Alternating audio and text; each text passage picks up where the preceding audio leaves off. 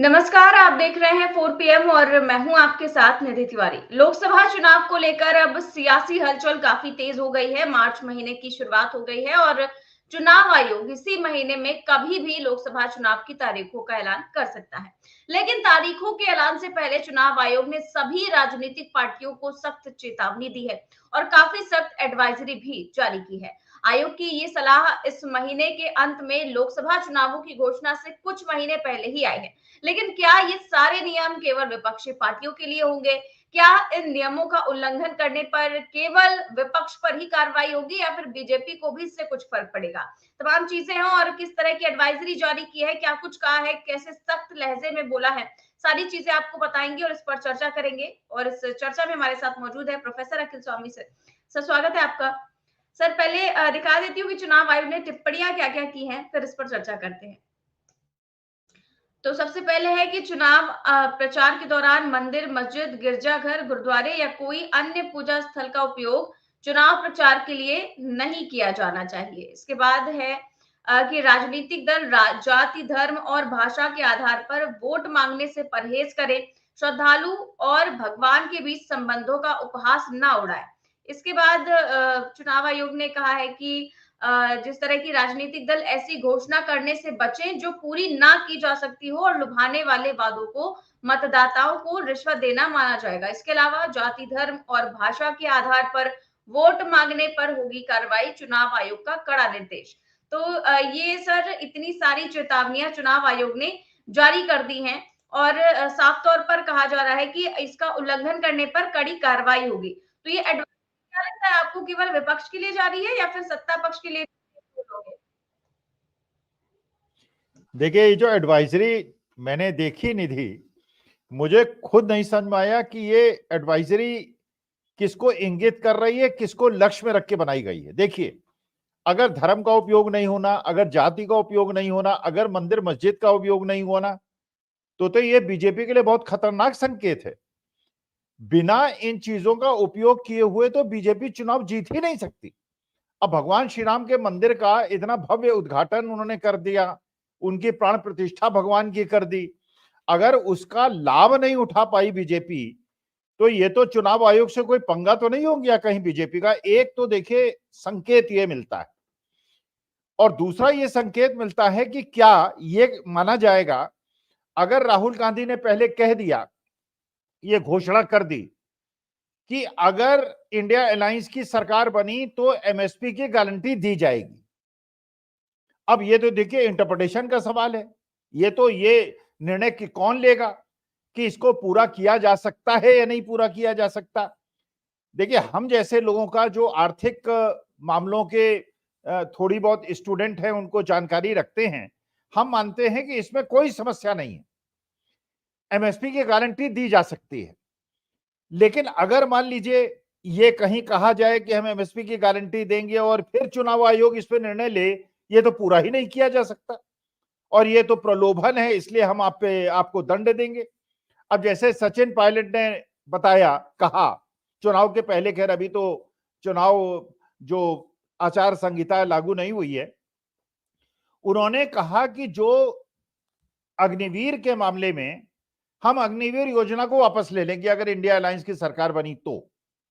उन्होंने ये भी कहा कि 1.5 लाख बच्चे जिनका मेडिकल टेस्ट हो गया था, फिजिकल टेस्ट हो गया था, सब कुछ हो गया था और उनको आर्मी की नौकरी नहीं दी गई, एयरफोर्स की डिफेंस की नौकरी नहीं दी गई और उनसे कहा गया क्योंकि अग्निवीर आ गया है इसलिए अब आपको हम, और वो ओवर एज हो गए। तो अगर अब ये इंटरप्रिटेशन का सवाल है, अब ये कोर्ट में जासे कैसे प्रूव करेगा कोई आदमी ये घोषणा जो है पूरी हो सकती है कि नहीं हो सकती है।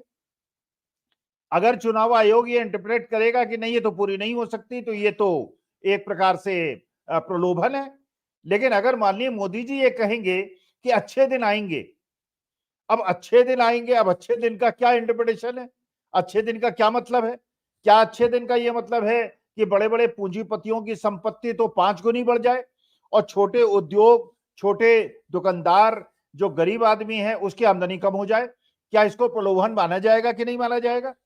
फिर अगर ये कहा जाएगा कि 5 किलो अनाज हम 5 साल तक देंगे, इसका मतलब यह है कि 5 साल तक आपकी आर्थिक स्थिति में भारत सरकार कोई सफल नहीं होगी, हम आपको नौकरी नहीं दिला पाएंगे, आपके उद्योग धंधे नहीं संभाल पाएंगे।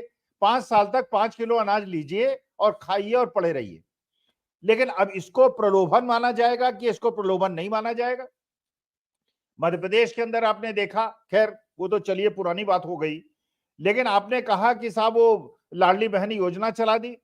आपने छत्तीसगढ़ में कह दिया 3200 रुपए का धान खरीदेंगे, आज वहां 2000 का धान नहीं बिक रहा है, 3200 का नहीं खरीद रहे, 450 का सिलेंडर देंगे, किसी स्टेट में देंगे और नहीं देंगे।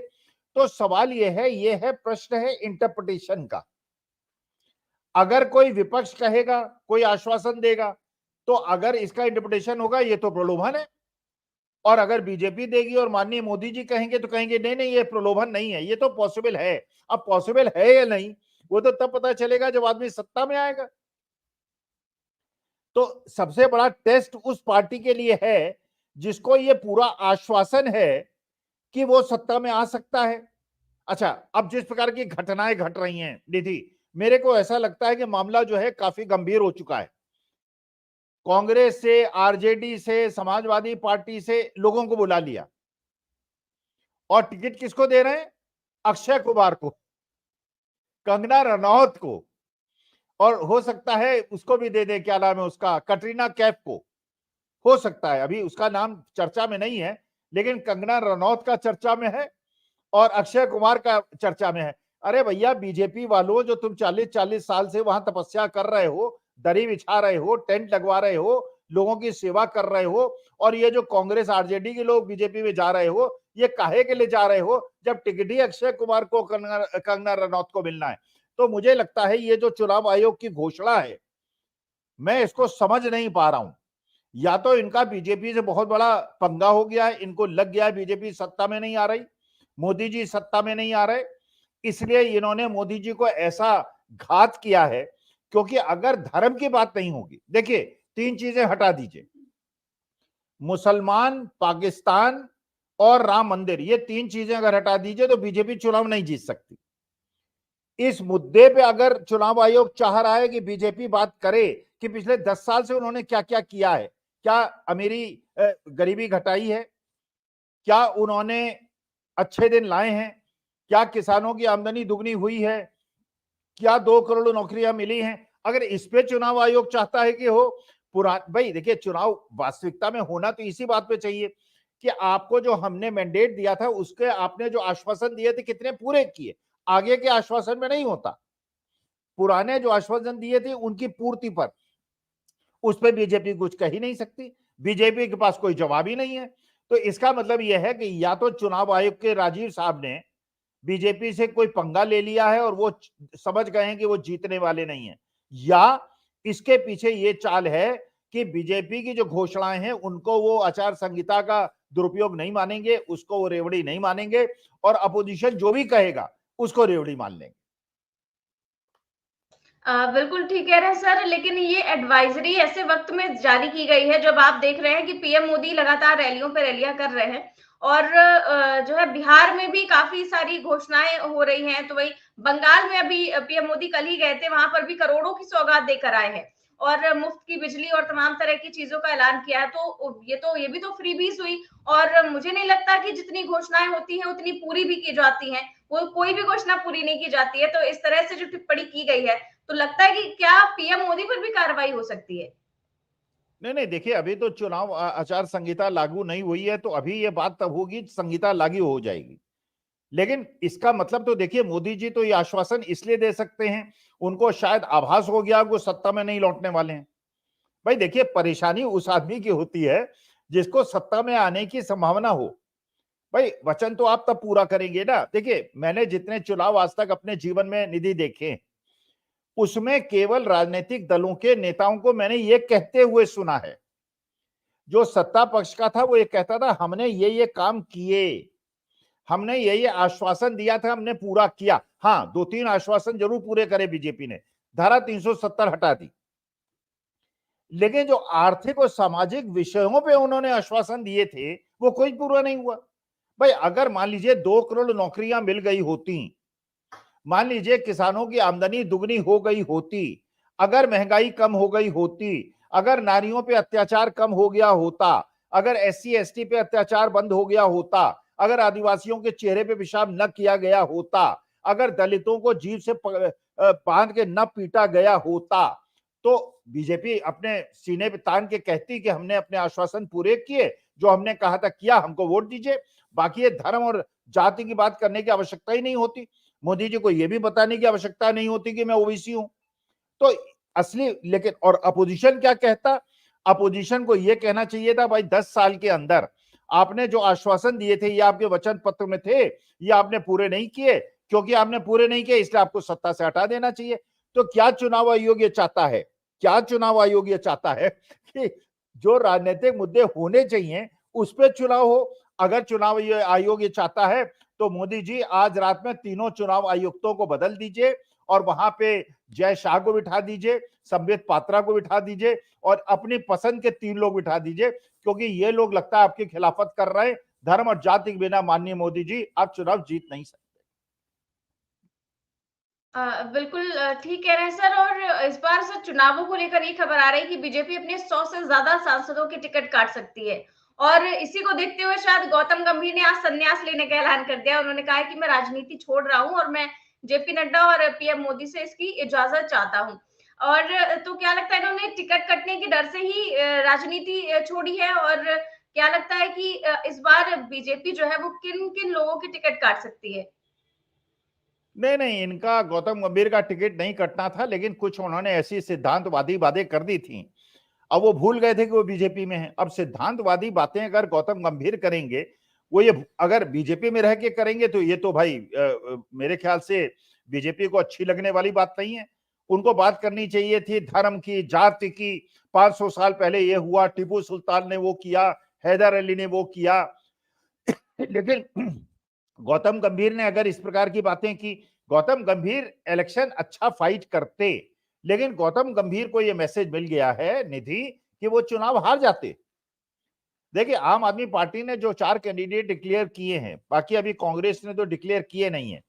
सही राम पहलवान जो हैं वो बहुत अच्छे उम्मीदवार हैं और वो रमेश बिधूड़ी का हरा कर ही मानेंगे।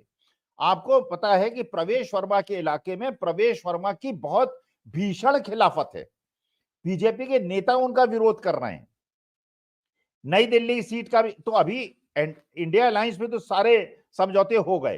तमिलनाडु में हो गया, केरला में हो गया, महाराष्ट्र में हो गया। महाराष्ट्र में तो अलाउंस इसलिए नहीं हो रहा कि प्रकाश अंबेडकर जी को जो 2 सीटें दी जा रही हैं, अगर फाइनली एग्री करते हैं तो, नहीं तो नहीं। तो वहां पे बाकी इंडिया अलायंस में हर जगह मामला क्लियर हो गया है और एनडीए अलायंस में कुछ क्लियर ही नहीं हो पा रहा है। अब एक और चक्कर है। अब फिल्म कलाकार जो फोटो खिंचाते थे, मुझे तो ये लगता है कहीं अमीश देवगन को कहीं को टिकट विकेट न दे दें, सुधीर चौधरी को टिकट न दे दें, क्योंकि इनको अब राजनीतिक पृष्ठभूमि के लोग नहीं चाहिए। क्योंकि राजनीतिक पृष्ठभूमि के लोग जनता से जुड़े रहते हैं, उनको परेशानी होती है। अब अक्षय कुमार इलेक्शन लड़ेंगे, मान लीजिए। अब सोचिए, अक्षय कुमार, कंगना रनौत और वो सचिन तेंदुलकर को हो सकता है कहीं से इलेक्शन लड़ा दें। और जनता जो है वो ये सोच के, अरे भैया क्रिकेट के लिए सचिन तेंदुलकर बहुत अच्छे हैं और ये कटरीना कैफ और ये कंगना रनौत जो है ये फिल्म अदाकारा बहुत अच्छी हैं। लेकिन अगर आप राजनीतिक लोग जो आपके सुख दुख में आपके साथ खड़े रहते हैं, आपने धर्मेंद्र से क्या वहां की जनता मिल पाती थी? सनी देओल से मिल पाती थी? हेमा मालिनी से मिल पाती थी? लेकिन आप जो आपके क्षेत्र के लोग आपके साथ रहते हैं उनको हरा देते हैं और फिल्म कलाकारों को जिता देते हैं। तो ये तो जनता के ऊपर भी निर्भर करता है कि भाई जो आपके बीच में रहता है, जो आपके लिए संघर्ष करता है, जो आपके लिए जेल खा जाता है, जो आपके लिए लाठी झेलता है, आप उसके लिए लाठी झेलते हैं, उसको अपना नेता बनाना है या इन फिल्म कलाकारों को नेता बनाना है? लेकिन मेरे को ऐसा लगता है बीजेपी 100 टिकट काट के ये फिल्म कलाकारों को और इस प्रकार, लेकिन एक मुझे केवल ये है, ऐसा ना हो कहीं ये उनको ललित मोदी और नीरव मोदी और मेहुल चोकसी को कहीं टिकट विकेट दे दें। जी बिल्कुल सर। क्या लगता है इस बार नितिन गडकरी का टिकट कटेगा या फिर बचे रहेंगे वो? नहीं नहीं, देखिए नितिन गडकरी का टिकट मेरे विचार से तो नहीं कटेगा। देखिए ये कर क्या रहे हैं, एक और चीज ध्यान रखिएगा, जो बात आपकी चर्चा में मैंने कुछ दिन पहले की थी, ये ओम प्रकाश राजभर से भी कह रहे हैं कि एक सीट जो देंगे हमारे सिंबल पे लड़िए। ये संजय निषाद से भी कह रहे हैं हमारे सिंबल पे लड़िए। अच्छा सर, आपने संजय निषाद की बात की तो बता दूं कि अभी अभी उनका मतलब बयान आया है और उन्होंने कहा है कि हमें जो है कम से कम 2 सीटें तो मिलनी चाहिए, उन्हें 1 सीट देने की बात हो रही थी। तो वो कह रहे हैं कि जो है अपने सिंबल पर बीजेपी से वो 2 सीटें मांग रहे हैं। वो कह रहे हैं जितना आप अपना दल को सीटें दे रहे हैं, हमारे विधायक तो ज्यादा है, हमें जो है 2 सीटें कम से कम मिलनी ही चाहिए और इस पर बीजेपी को विचार करना चाहिए। तो एक एक सीट देकर जो बीजेपी सबको निपटा रही थी, जयंत चौधरी को 2 सीटें देकर निपटा रही थी, अब यहाँ पर जो है बगावत भी देखने को मिल रही है। एक तरह से कहे कि वो अपनी बात रख रहे हैं और अगर ना मिली तो फिर वो क्या कर सकते हैं। नहीं नहीं, यही मैं कह रहा हूं। देखिए, इन लोगों को पपलू बना दिया है बीजेपी ने। संजय निषाद को, ओम प्रकाश राजभर को ये कह रहे हैं कि हमारे सिंबल पे इलेक्शन लड़िए। इसलिए क्योंकि अगर संजय निषाद, ओम प्रकाश राजभर अपने सिंबल पे लड़े, एक एक सीट या दो दो सीट जो भी, और जीत गए मान लीजिए, और कल इंडिया अलायंस में चले गए, तो क्या होगा? एंटी डिफेक्शन लॉ तो चलेगा नहीं।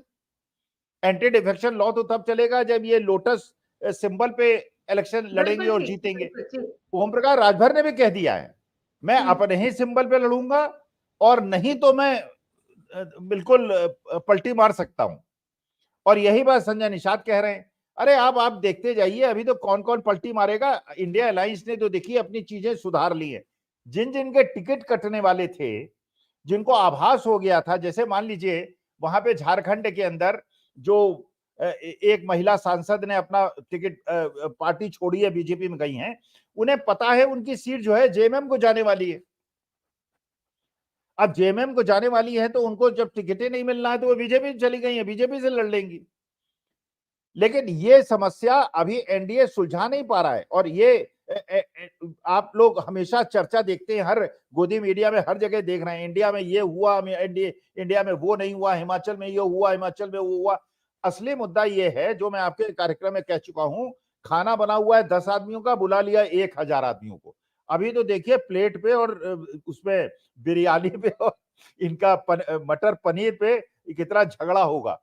लोग जो है लूटेंगे, बिल्कुल एक प्रकार से बुरी हालत हो जानी है। इसीलिए टिकट डिक्लेयर नहीं हो पा रहे हैं। अब ये ले आएंगे अक्षय कुमार को, कंगना रनौत को, तो बात दूसरी है। लेकिन कंगना रनौत चंडीगढ़ से इलेक्शन जीत नहीं पाएंगी, अगर मुझे भारतीय जनमानस की सही पहचान है तो। अब कंगना रनौत भाई, अब पता नहीं, हो सकता है जीत जाए, जैसे बड़े बड़े कलाकार जीत गए। लेकिन वहां पवन बंसल एक अच्छे कैंडिडेट हैं, अच्छे जनता की सेवा करते हैं, जनता के सुख दुख से।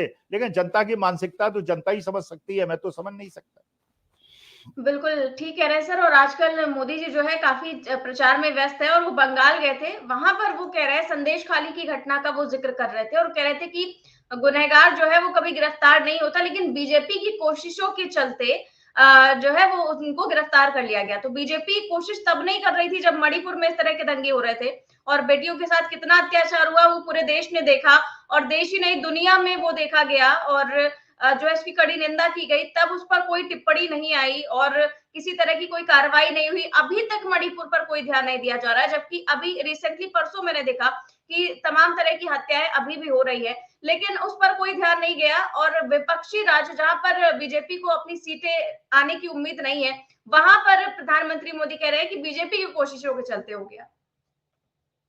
अच्छा निधि, चलिए मणिपुर की बात आपने बता दी। एक बात बताइए, आईआईटी बीएचयू के अंदर जो 3 बीजेपी के पदाधिकारियों ने एक लड़की के साथ दुर्व्यवहार किया, दुराचार किया, और जो वीडियो में कैद था, वीडियो में कैद था, और वीडियो ऐसा नहीं है कि वीडियो 2 महीने के बाद देखा गया हो।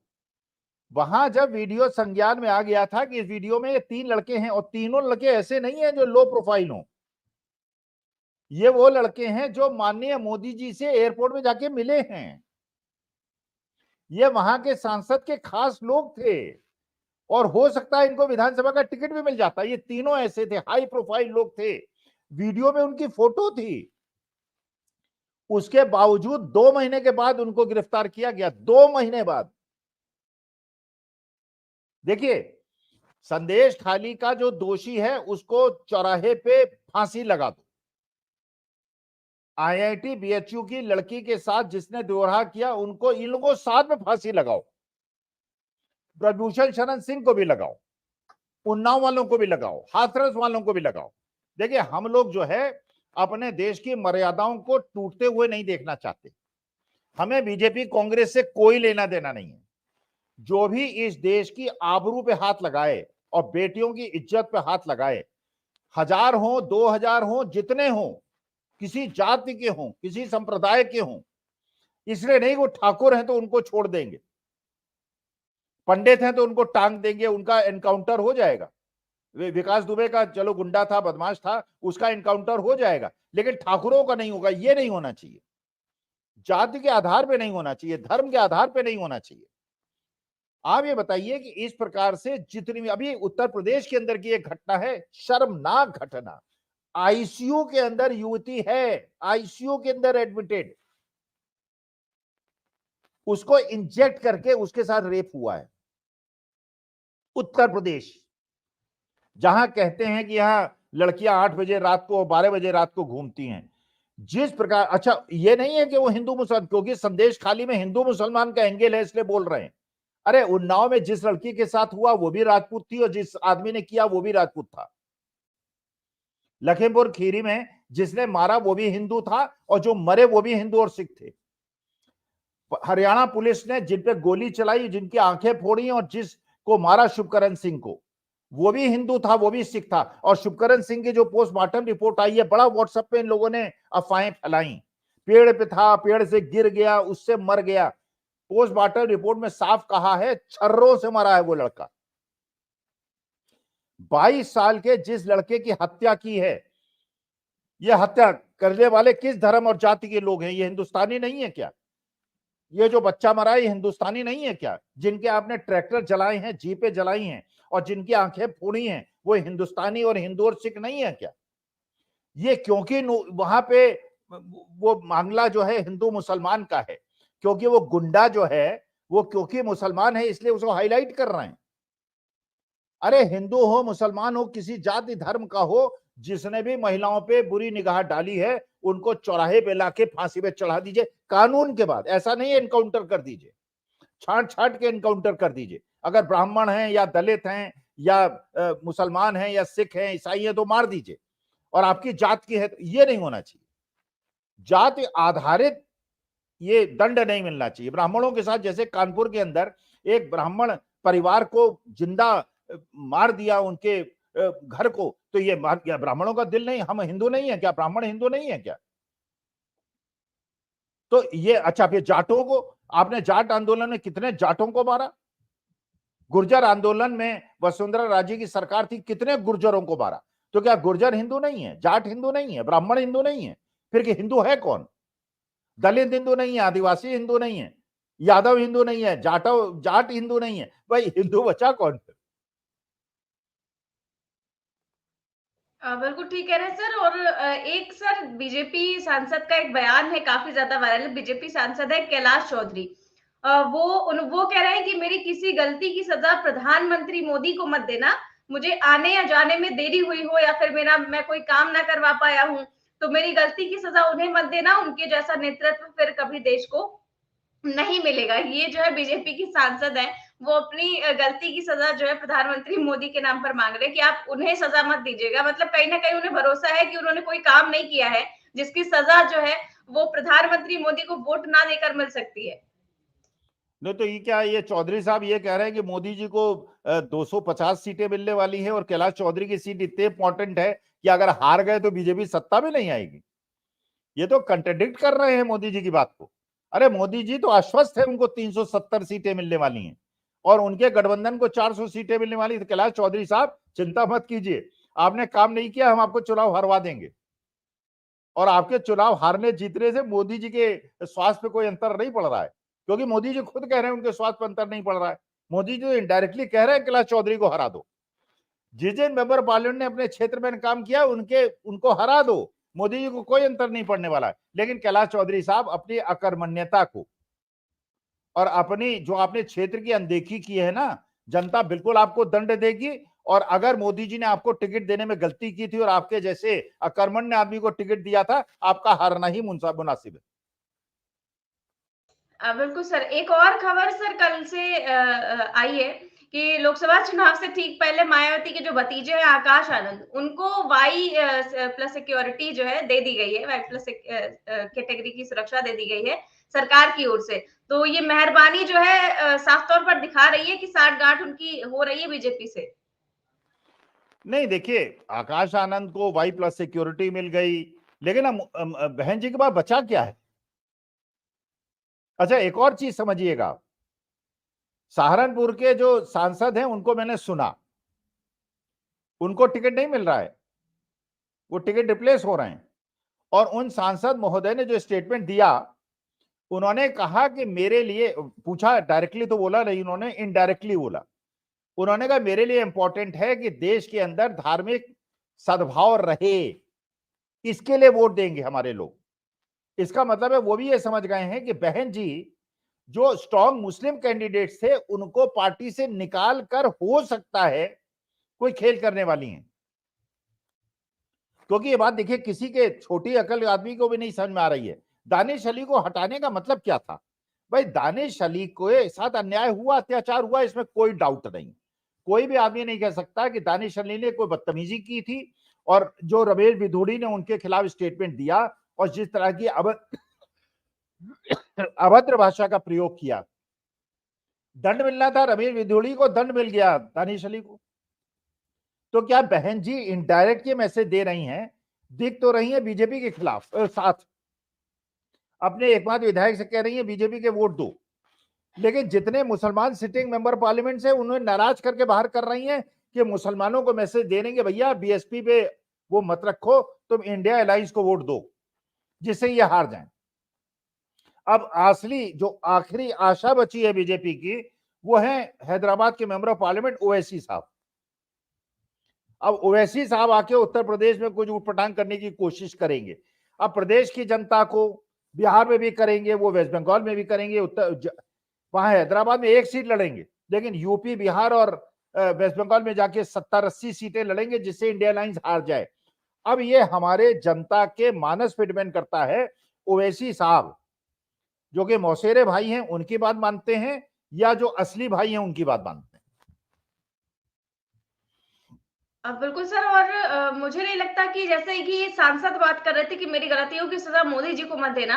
एमपी के एक विधायक है, वो अपनी सरकार से इतना नाराज है कि उन्होंने तो आत्महत्या की चेतावनी दे दी है। एमपी से बीजेपी विधायक है मोहन शर्मा, वो कह रहे हैं कि जो है गरीबों को उन्होंने परेशान करने का आरोप लगाया है और कहा है कि गरीबों को काफी परेशान किया जा रहा है इसमें, इसीलिए मैं अनशन पर बैठूंगा और आत्महत्या कर लूंगा। आप सोचिए कि जब विधायक का ये हाल है तो आम जनता का क्या हाल करके रखा है बीजेपी ने। इसकी सजा तो मिलेगी ही लोकसभा चुनावों में। अरे, ये तो आपने मध्य प्रदेश का उदाहरण लिया, राजस्थान का भी उदाहरण ले लीजिए। उप मुख्यमंत्री की मीटिंग से 2 विधायक बीजेपी के नाराज होकर बाहर चले गए। अब बताइए, आप खुद सोचिए, अपने थोड़े से बात सोचिए, एक ऐसे लोगों को मुख्यमंत्री बनाया है जिन्होंने कभी किसी मंत्री पद का जिनको एक्सपीरियंस नहीं है, चाहे वो आपका राजस्थान हो, चाहे आपका मध्य प्रदेश हो, चाहे आपका छत्तीसगढ़ हो। अरे, आप जो तपे तपाए जमीन से, अब कैलाश विजयवर्गीय जो है मंत्री हैं, अब उनको मेंबर ऑफ पार्लियामेंट का भी टिकट दे रहे हैं, क्योंकि वहां उन्हें विधायक बनाना जरूरी था, अब उन्हें एमपी बनाने के चक्कर में मतलब ये हद कर दी भाई। अरे, किसी दूसरे को चांस दो। अच्छा, इंडिया अलायंस के लिए फायदा कर दिया इन्होंने, बीजेपी वालों ने, जो वो लाइन थी जो कि दूसरों के लिए जगह नहीं छोड़ती थी और अपने क्षेत्र में नंबर 2 को उभरने का मौका नहीं देती थी, वो बीजेपी में चले गए, वहां जाके उधम काट रहे हैं। अब बीजेपी वाले भी उधम काटेंगे और ये कांग्रेस से आए वाले भी उधम काटेंगे, और कांग्रेस में दूसरी पंक्ति के जो लोग हैं उनको आगे बढ़ने का मौका मिल गया। अब युवा पीढ़ी को आगे बढ़ाइए आप। मैंने उनको सुना, आपके तेलंगाना के चीफ मिनिस्टर को, किस प्रकार से केरला में जाके उन्होंने एड्रेस किया है वहां पर, और बिल्कुल युवा व्यक्ति है। अब देखिए, वहां पे आंध्र प्रदेश के अंदर भी जितने वाईएसआर के मेंबर ऑफ पार्लियामेंट्स हैं वो अपनी पार्टी छोड़ रहे हैं। यही हाल बीआरएस का है, उनके भी रोज एमपी जो है अपनी पार्टी छोड़ रहे हैं। वही कर्नाटका में हाल है। तो साउथ के दरवाजे तो इनके लिए हो गए लॉक। नॉर्थ में तेजस्वी जैसी मेहनत कर रहे हैं, अगर अखिलेश भी यही मेहनत करेंगे तो ये जो है अपना झोला उठा के जाने के अलावा इनके पास कोई विकल्प है नहीं। बिल्कुल ठीक कह रहे हैं सर। और लालू यादव ने कल अपना एक वीडियो जारी किया और अपील की कि कल जो रैली होने वाली है उनकी, जन विश्वास रैली, उसमें लोगों को शामिल होने का न्योता दिया है। और राहुल गांधी भी लौट आए हैं विदेश से, और जाहिर तौर पर कल जो है काफी बड़ी रैली होने की उम्मीद है। तो इससे बीजेपी की बेचैनियां भी बढ़ सकती है, क्योंकि जो है लगातार अभी भी ऑपरेशन लोटस चल रहा है बिहार में। जो आरजेडी के कुछ विधायक है वो बीजेपी के साथ जा रहे हैं। नहीं, देखिए ऐसा है, आप कह रहे हैं बेचैनी बढ़ सकती है, बेचैनी ऑलरेडी बढ़ चुकी है। अब ये सोचिए आप, अब एक बात सोचिए, मान लीजिए कोई विधायक, मान लीजिए आप विधायक होती और आपको पता होता आपने क्षेत्र में कोई काम धाम किया नहीं है और अगले इलेक्शन में आप हार जाने वाली हैं या आपका टिकट कटने वाला है, तो आप क्या करती हैं? अगर कोई दूसरी पार्टी जिसके पास बड़े बड़े पूंजीपतियों का पैसा है, अगर आपसे कहता है 20 करोड़ रुपए देंगे, तुम्हें एक बंगला देंगे और जीवन में कोई तुम्हें कष्ट नहीं है, तुम जाओ लंदन में रहो या अमेरिका में रहो, वहां जाके मेहुल चोकसी के पास तुम्हें बंगला दिला देंगे या ललित मोदी के पास दिला देंगे, तो एक साधारण आदमी सोचता है यार जीवन में बहुत कर लिया, संघर्ष कर लिया, चलो लंदन में चल के वहां बियर पियेंगे, कॉफी पियेंगे, जैसे वहां पी रहे हैं वो ललित मोदी, नीरव मोदी, मेहुल चोकसी, सब लोग जाके वहां पी रहे हैं। तो ऐसे लोग जो संघर्षशील लोग हैं, जिनको अपना भविष्य तलाशना है, देखिए एक बार इंदिरा जी के जमाने में भी ऐसे ही हुआ था, सबने छोड़ दिया था, इंदिरा जी अकेले जीती थी। महाराष्ट्र के अंदर जिस प्रकार का समझौता हुआ है, बिल्कुल ऐसा है जिसपे गोदी मीडिया को डिस्कस करना चाहिए, नहीं कर रहे हैं। अच्छा, शरद पवार ने अलग खेल खेल दिया। वो जब वहां पे ये था कि बारामती में वहां पे जा रहे थे एक नाथ शिंदे, तो उन्होंने कहा कि आप लोग जो है जब यहाँ आई, अच्छा जो इन्होंने निमंत्रण भेजा था सरकार ने, वो सुप्रिया सुले को भेजा था, शरद पवार को इनवाइट ही नहीं किया। तो ये बात जो है वो भी पुराने खिलाड़ी हैं, उन्होंने इनको लेटर लिख दिया कि आप जब आ ही रहे हैं बारामती, तो पहली बार आ रहे हैं तो मेरे घर में खाना खाने आ जाइए। वो खैर फडणवीस ने कहा नहीं, हम बहुत बिजी, हम नहीं आ पाएंगे। क्योंकि मुद्दा यह है कि आज के तारीख में जो शरद पवार हैं और उद्धव ठाकरे हैं और तेजस्वी यादव हैं, ये लोग संघर्ष के प्रतीक बन गए हैं। 80 साल की उम्र में अगर शरद पवार लड़ रहा है और अशोक चौहान के पैर कांप रहे हैं, तो जिन जिन के पैर कांप रहे, भैया तुम चले जाओ, अपने बेटे को बचाओ, गुलाम नबी आजाद की तरह अपनी कोठियां बचाओ, राज्यसभा मेंबर न रहते हुए भी तुम्हें कोठियां मिली हैं, उसको बचाओ। लेकिन तुम्हारा राजनीतिक भविष्य खत्म हो गया और इतिहास के पुस्तक में आजाद साहब, अमरिंदर सिंह सारी सत्ता भोगी कांग्रेस में, और हिमाचल प्रदेश में सरकार गिराने के लिए एक राजा ने दूसरे राजा के साथ दिया। ये राजा रजवाड़ों अब बहुत हो गया भाई, अब तो झोपड़ी वाला सत्ता करेगा, उसको शासन मिलेगा, पढ़े लिखे लोगों को मिलेगा, असली डिग्री वालों को मिलेगा और अपनी पत्नी धर्म का पालन करने वालों को मिलेगा। बिल्कुल ठीक बात है सर, बहुत बहुत शुक्रिया सर इस सार्थक चर्चा के लिए। तो आप देख रहे थे आज की चर्चा, तमाम मुद्दों पर हमने चर्चा की, तमाम जो चुनाव आयोग ने निर्देश दिए थे तमाम सारी पार्टियों को, इसके अलावा जो यूपी में सीटों का बंटवारा हो रहा है, तो वही बिहार को लेकर और 5,000 राजस्थान, लोग। मध्य प्रदेश, सभी राज्यों को लेकर कैसी लगी आपको ये चर्चा, हमें कमेंट बॉक्स में जरूर बताएं। चैनल को सब्सक्राइब करें और ज्वाइन भी करें। नमस्कार।